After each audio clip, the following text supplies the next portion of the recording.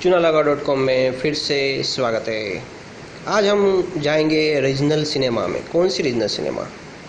भाई भाई ये डांडिया रमो डांडिया, गुजराती गुजराती गुजराती। હું એક ભારતીય તો છું જ, પણ ગુજરાતી ભારતીય છું, સમજી ગયા છો? તો આજે પહેલી વખત ચુનાલગાવ.comમાં એક ગુજરાતી ફિલ્મનું પ્રોમોનું રિવ્યૂ થઈ રહ્યો છે। આ ફિલ્મનું નામ છે પાસપોર્ટ। આ ફિલ્મના ડાયરેક્ટર છે રાજેશ શર્મા અને એમાં એક્ટ કર્યું છે મલ્હાર ઠાકર એન્ડ એન્ના કરીને એક વિદેશી છોકરીએ।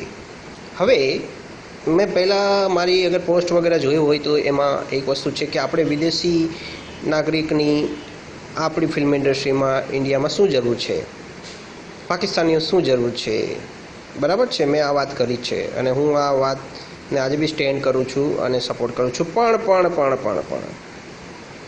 આ ફિલ્મની સ્ટોરીમાં આ વિદેશી નાગરિકની બિલકુલ જરૂરત છે।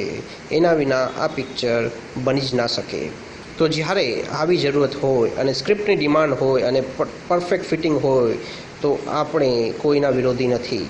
આપણે જરૂર કોઈ બી આવા સારા કલાકારને વિદેશથી લાવીને એમને આ ફિલ્મમાં કામ કરાવી શકીએ છીએ। તો વાત કરીએ પાસપોર્ટના પ્રોમોના વિશે। શું કહે છે એનો પ્રોમો? એનો પ્રોમો કહે છે કે આ ફિલ્મની અંદર તમામ વસ્તુ છે, તમામ વસ્તુ। ફિલ્મમાં કોમેડી બી પણ છે, જબરજસ્ત ઇમોશન્સ બી છે, લાગણી બી છે, પ્રેમ બી છે, દુઃખ બી છે। હા, તમામ વસ્તુ છે। મને લાગે છે, ચુનાલગાવ.comને લાગે છે આ ફિલ્મ એક કમ્પ્લીટ પેકેજ ફિલ્મ છે।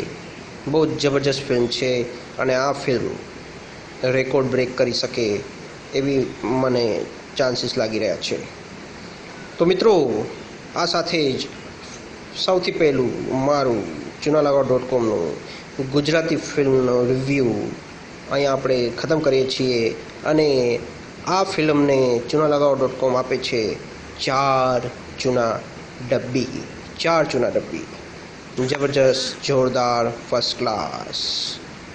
તો જરૂર જાશો પાસપોર્ટને જોવા માટે અને મારી તમને ગેરંટી છે, ચુનાલગાવ.comની ગેરંટી છે કે તમને આ ફિલ્મ બિલકુલ નિરાશ નહીં કરે।